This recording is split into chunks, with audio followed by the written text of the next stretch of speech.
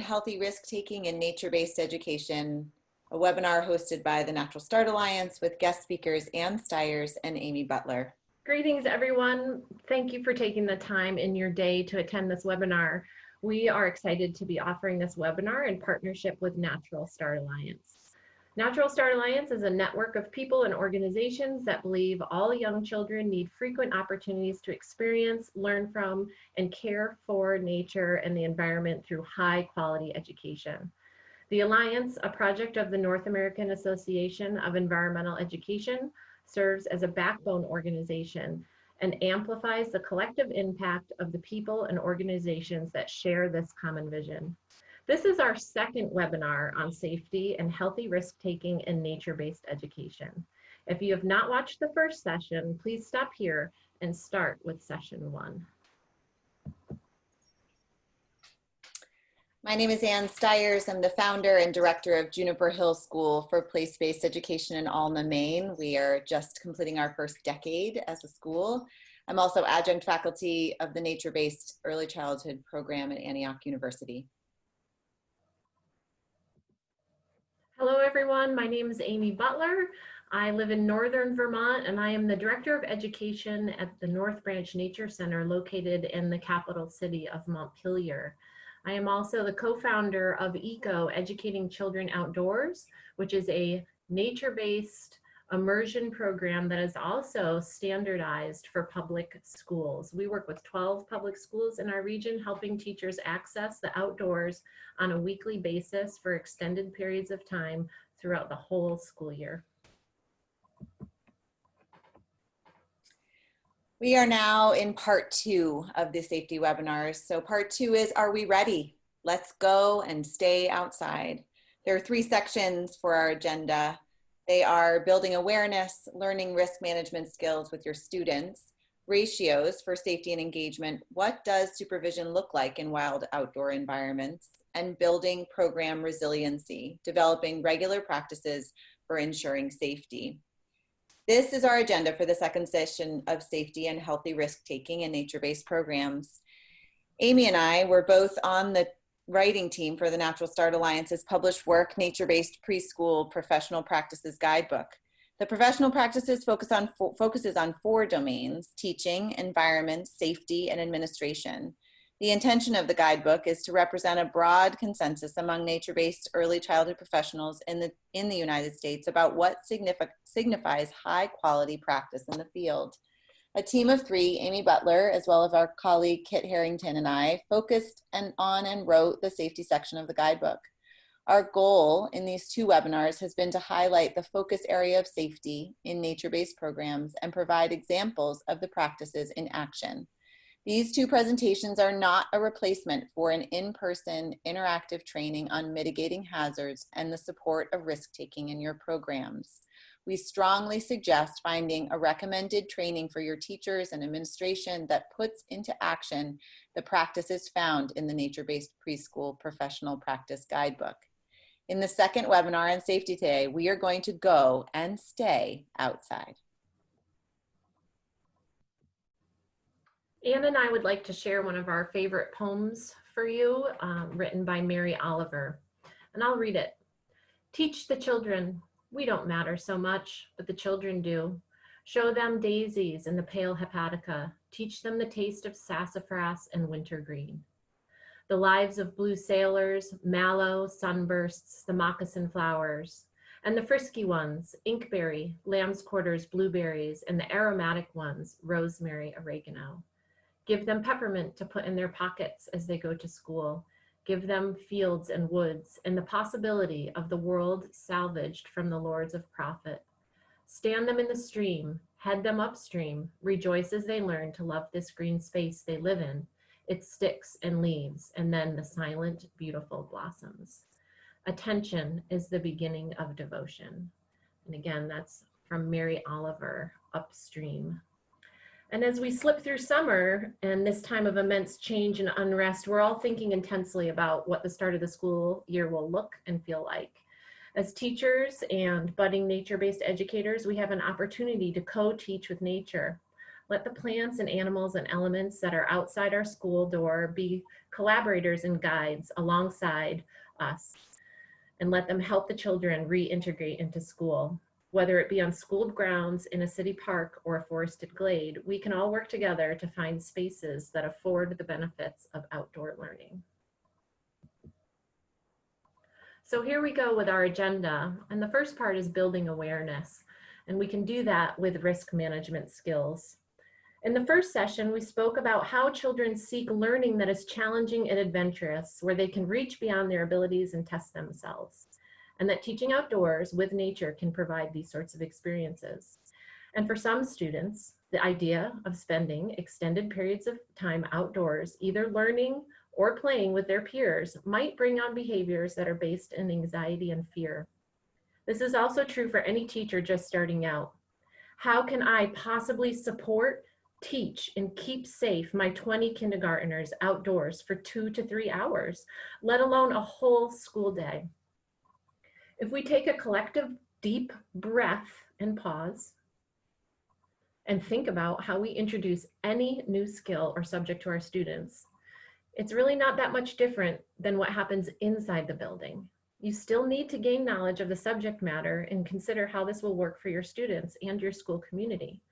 I mean, you wouldn't launch into calculus without knowing how to add or subtract, right?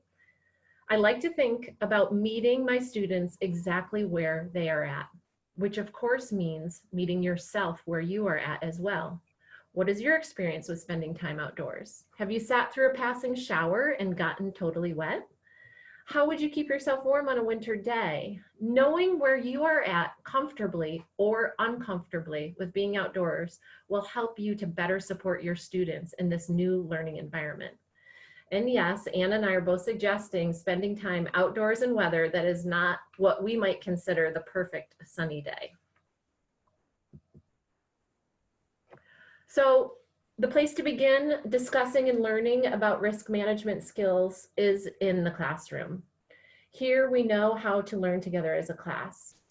Your routines and expectations are established and you have the children's attention and you are inside your comfort zone.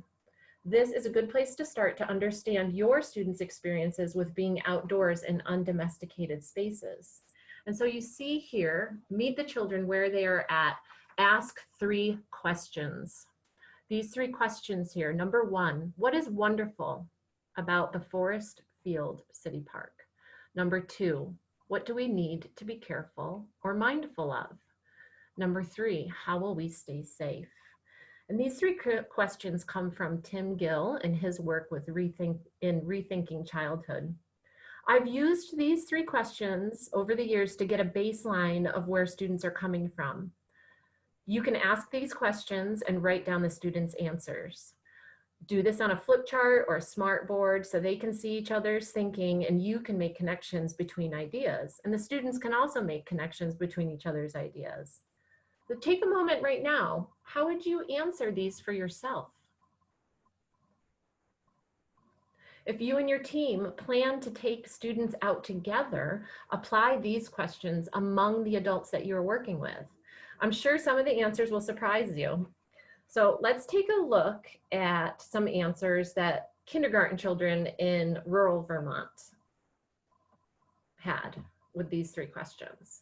So this first question was asked to kindergartners, what is wonderful about the forest? And these were their answers. Play in trees, animals climb trees. There's animals, maybe panda bears. What's wonderful about the forest? Hunting, cool bugs. You can put a swing in the forest, you could build a zip line, we can play with toys in the forest, build a fire, or build a fort. How would these answers differ for the children and families you work with? What answers might you get that would inform you about your students and their prior knowledge about spending time in a wild space? I have had answers from children saying that what is wonderful about the forest is that it is their home. And that is because as a transient and homeless family, they actually do live there. And at other times, the classroom has been completely silent. That very, very big pause of silence when children are thinking and trying to find a feeling or experience that would be wonderful in a wild space. So we need to understand that their idea of a forest or a wild space may not be wonderful. And this could be because they have no experience outdoors, or because maybe they have had a traumatic experience, and it could also be cultural. These are all important considerations as you introduce the possibilities of learning and playing outdoors. So in this case, how could you change this question? We could ask, instead of what is wonderful about the forest, we could ask, well, what do we know about forests and fields? What do we know about our city park?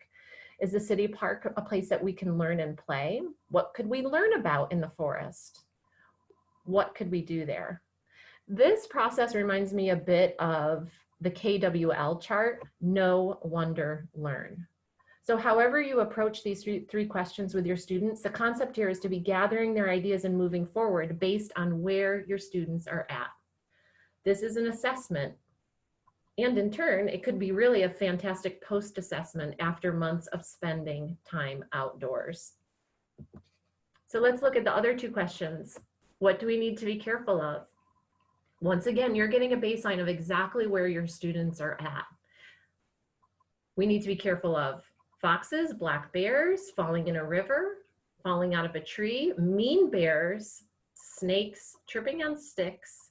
We need to be careful of baby turkeys, and we might need to be careful of tigers, lions, and cheetahs because they bite. How will we stay safe?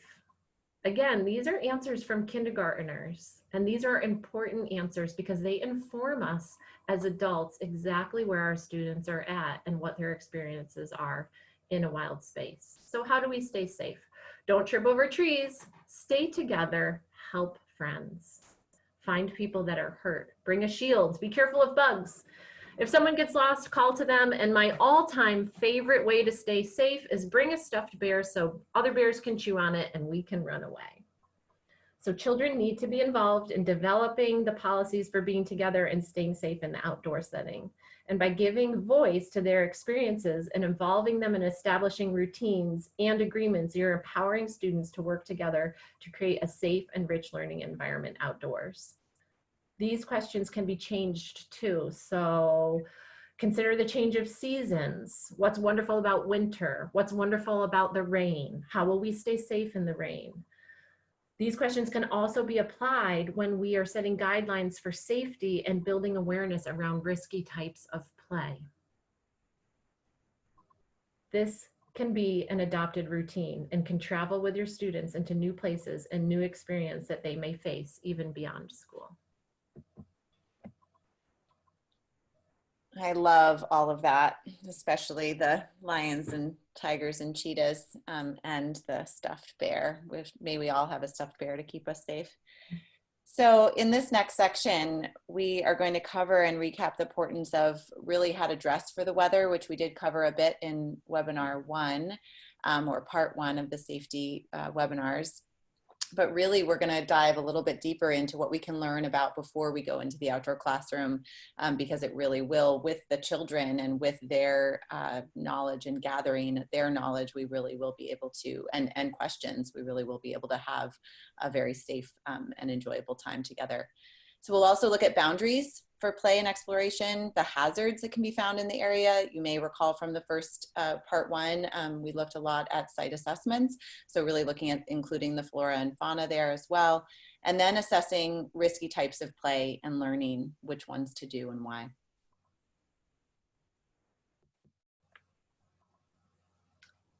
So this scaffolding inside, and this is sort of specific example of assessing the weather, so that the children can really have bigger discussions around gear. In many schools, people will say, well, that's all fine and good, but I have to adhere to standards. Well, standards are very much interwoven into this work of being outdoors and teaching outdoors and having outdoor learning happen. And much of that can happen indoors before you're going out. Amy will cover the specific slide more about the children meeting in a circle together with their teacher, getting ready to go out. But really the alignment of the standards. And in this case, I'll just read one of them, this kindergarten standard from NGSS, from the National Science Standards. So really asking questions to obtain information of local weather conditions that just describe patterns over time. And this is, again, a kindergarten science standard. So really being able to work with the children, asking their questions, to be able to get what they want to know and need to know in order to know what to wear when they go outdoors.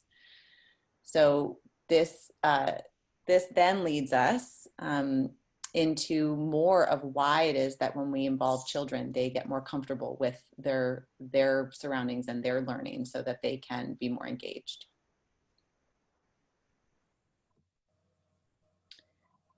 We are all more comfortable when we have the type of layers to match the weather and the season. Children can focus on the learning and activities in front of them if they're warm and cool, dry, comfortable, especially if they've had a role in figuring that out.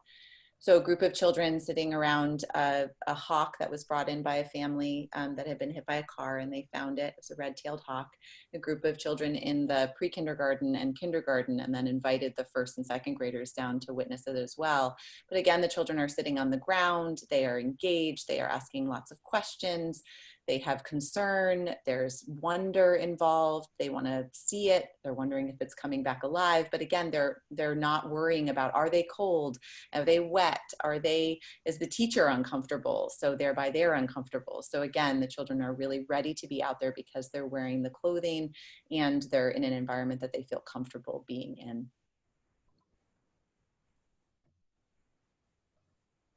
Another step in that is the co-creation of boundaries for learning, play, and exploration. And then children really being outdoors in these environments, being responsible for their own gear, their own clothing, their sun hat, their application of a sunscreen if they're wearing that, or long sleeves, or some bug spray, some essential oils to help them to be more comfortable in the outdoors, especially here in Maine, where and the Northeast, where we get hit hard by black flies and other biting insects. So they can limit their comfortability in being outdoors. So if they're in charge of that, they can feel empowered about what their learning is going to be. And so again, looking at boundaries and looking at their spaces, figuring out what's going to be the safest way for them to engage with their learning outside. So when they see the teacher, when they can hear the teacher, setting all of those for our programs is very important. And again, the children being responsible for the gear that they're bringing out there with them. So pulling the sled, bringing the first aid kit, being responsible for the water and the fire kit or whatever else that we are bringing out with us. So just as assessing the weather and their clothing, students in nature-based programs need to be completely involved in setting those boundaries for learning spaces and for the activities themselves. And the more involved with the why and the how, the more invested they become.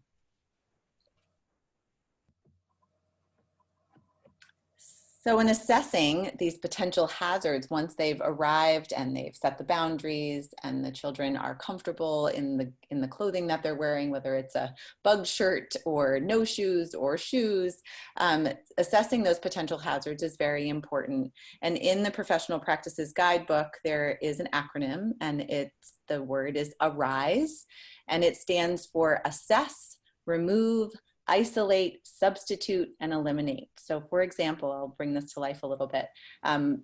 We have many things that we assess all the time, or things that we discover as hazards in our nature-based programs. And this particular one was a year or so ago when we discovered a ground wasp nest was discovered in one of the classrooms, outdoor classrooms. So as the group, and actually included adults and some students, they assessed the hazard, and they could, if needed, they could remove the hazard, especially if it was active. They could isolate the hazard from the play and learning by creating a barrier and safety circle for the wasp, which is actually what they ended up doing, and creating signage and really studying a little bit so they could figure out how much space would these insects need to do their good work in the world. And then also we looked and were very careful about thinking about who might have a big allergy or anaphylactic to bees or wasps. And we didn't currently have that in our program, but we weren't wanting to find out because they were super young children too. So making sure that we kept a very big distance from these insects, but we could watch for them. The other option is to substitute a different activity away from the hazard, or to eliminate the activity altogether, so that we're not actually doing what the work could have been or the activity and learning could have been nearby a hazard such as that. So this actually leads us fully into assessing risk. So what types of risky play do we want to provide for, and why? A tool that Anne and I both highly recommend using is the benefit risk assessment. And this is a tool for teachers as well as the students and administrators. And we see it as a vital routine for any outdoor and nature-based classroom. In addition, your parents, caregivers, licensing personnel, lawyers, and insurance companies can also benefit and appreciate learning about your commitment to safety through a benefit risk assessment. So as you see here, the benefit risk assessment up in the corner is a form, and you list the activity and the date that you might do the activity, who is undertaking the assessment of the activity, site considerations, site amendments, and then there are 4 domains. What are the benefits of this activity that are academic or cognitive? What are the benefits of this potentially risky activity that could serve motor skills and physical skills? What are the benefits socially and emotionally? And what are the benefits that are creative, spiritual, and metaphysical? The risk benefit assessment can be filled out for many activities that children are naturally drawn to in the outdoors. And it also helps us as teachers draw out the learning and the benefits that are happening as the activity is being engaged in. But it also supports us to think about how this type of risky play can come back into the classroom and be expounded on. And let's not forget those 3 questions that we had mentioned earlier. What is wonderful? What do we need to be careful of? And how do we stay safe? You can also use those 3 questions paired with the benefit risk assessment. So let's see how a benefit risk assessment would get filled out. I'm going to, we have this slide here with pictures of students getting ready to learn about fire, prepping an area to have a fire, and then enjoying a fire. And this is going big. This is a risky activity, and it becomes a hazard when we don't involve the children in the process. So when you fill out that benefit risk assessment as a team of teachers or with the children as well, you need to consider the site. What are the things that we need to consider in our site? Do we need to ask permission? Do we check in with the fire department? Are there roots? How far down do we need to dig? We need a fire circle. And you can see in that lower left-hand corner, there's a young child with a shovel and another child with a shovel, and they are working together to prep the fire pit. So clearing the area of debris, that would be the site consideration. Are there any amendments that need to happen? Will we need to designate a clear site for sitting? What about stumps? Are there low-hanging branches? As we move through the benefit risk assessment form, remember those four quadrants, those 4 areas that we're going to look for the benefits of the activity. Academic and cognitive. What can we learn about fire? Chemistry of fire. There's transferable skills here. There's an opportunity for storytelling. There may be recall and sequencing of fire building. There's the safety around fire. There's indigenous knowledge about fire that we can learn about. There's also might be cooking and measurement that happens over the fire. When we consider the gross motor or motor skills and physical skills and those benefits received by learning with fire, we can put in that box spatial awareness or building of the fire area and the safety boundaries, gathering and processing firewood, motor development, and motor planning. The social emotional benefits, we all can see just from some of these pictures: cooperation, overcoming fear, collaboration, self-direction, clear and effective communication. The teacher is sitting with the students in the morning talking about how we need to dress for the day. And in the center of the circle is a pile of yarn and a safety circle, and that represents the fire. So these students have been practicing coming to morning meeting every day by practicing their fire etiquette manners that they've come up with as a class. How do we approach the fire? How do we sit down? How do we behave around the fire? So again, that's happening back in the classroom. And then what are the creative benefits that could come out of spending time and learning with fire? I do know from experience that storytelling and singing around a fire is definitely a creative time for all children. the children and the adults are working together in community, they are developing a sense of knowledge and a sense of place, connection, awe, wonder, and maybe sharing something that they're thankful for because the fire is giving off heat on a cold, rainy November day.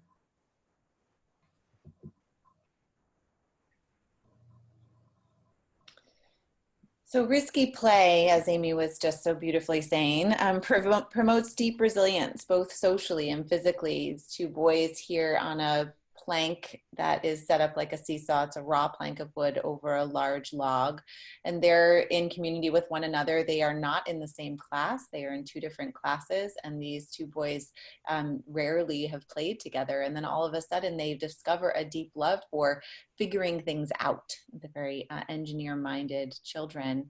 And so there they are figuring out the balance point of this plank on a log. So this connection socially and physically, and I will just add that the boy who's up high in the air on this seesaw never had done this before, never had really dared to stand up on a high spot like that, not trusting his own balance. But this connection between these two and the encouragement of the older boy made it so he felt like he could do it. So it increases opportunities for sensory integration also. It provides inquiry base for meaningful academics, as Amy was just talking about. It ignites brain expansion, body awareness, emotional literacy, spiritual or creative development as well.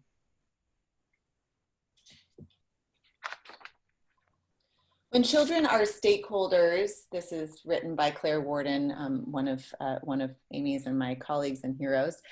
In 2010, she wrote, when children are stakeholders in their own development and learning, they demonstrate increases in competence and confidence. You can see that on the look of two children in this slide, one with a knife, which again has taken a lot of scaffolding inside the classroom and outdoors before that knife and sharp object went into the child's hands. And you can see the safety measures that he has been taught. And in the other slide, a child with a saw, a buck saw, and she's cutting firewood. And again, same thing, lots and lots of scaffolding and pre-teaching before the competence has been built over time. And there she is in the action of that. So these children become independent and responsible for their own actions and develop coping mechanisms that in turn increase their self-esteem. And I often say, isn't this what we want for all children?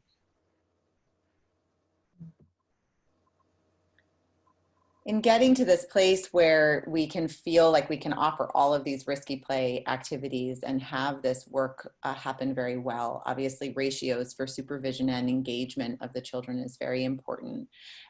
So what does supervision look like in these wild outdoor spaces and environments? And when I say wild, I mean the city park, I mean the school grounds that you're going to for the first time. That is just as wild as some of these more rural slides that you maybe seeing or have seen.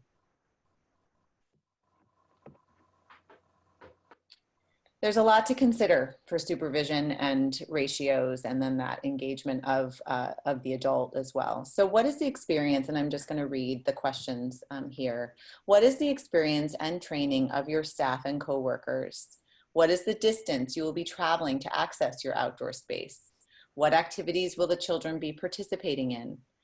And we often say one risk, one teacher. So if, for example, sledding is an activity that you have happening and another child asks to use a sharp object to cut some firewood, and there's only one teacher there with a set of children. And again, lots of information in the professional practices guidebook around specific ratios and numbers to consider. NACE's numbers are in there and with some expansion. So making sure to take a look at that is very important. But you wouldn't say yes to that child because there is only one teacher out there for the risk involved. And again, looking at the numbers of children that one teacher might be responsible for. How close are you to potential hazards? So things like water, animal dens, roads. Are there visual obstacles, and what are your boundaries? And what are your boundaries that you've co-created with the children? Who else can access the space? Is it in a busy park or a public space? Who are your students? How old are they? And what are their individual and/or developmental needs?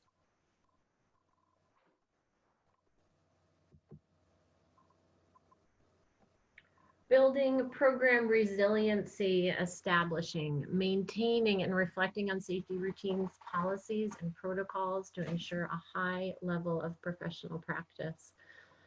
I do have to share with you that this photograph, these children in this photograph are now sophomores in high school, and they still see me in town and call me by my nature name, and I call them by their nature name.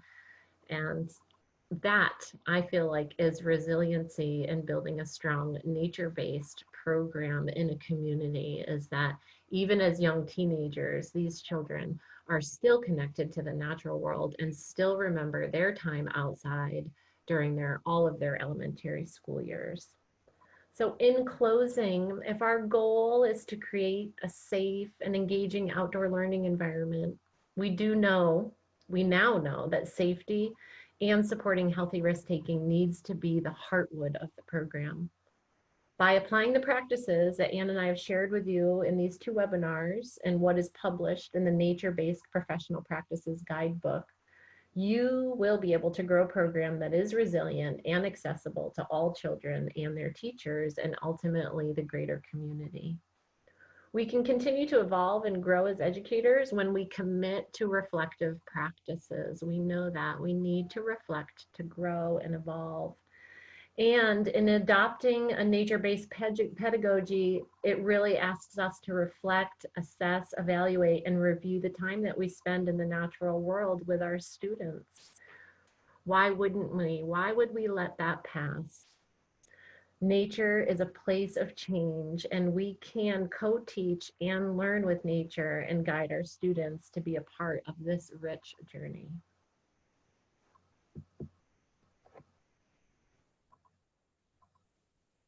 So, are we ready?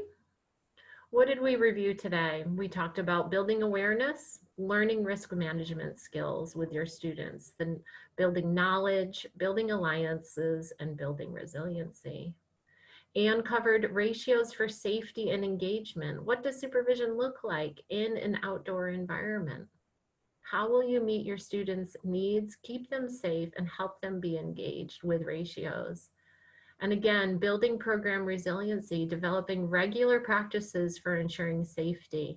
We have shared those practices with you, and if you continue on by practicing those, expanding on them, and sharing them with your coworkers, you will build a resilient program.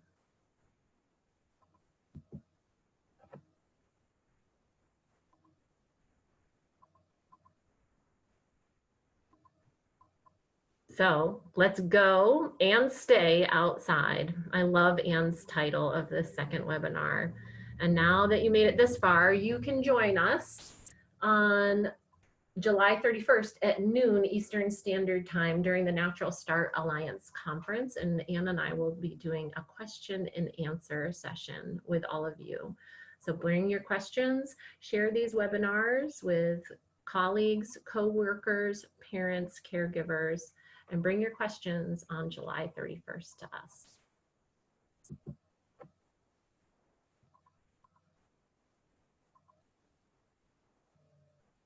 Thank you so much, everybody. Thanks for joining us, for joining Anne and I, and we look forward to hearing about your challenges, successes, and stories of learning outdoors with your students this coming school year. Thank you, everyone.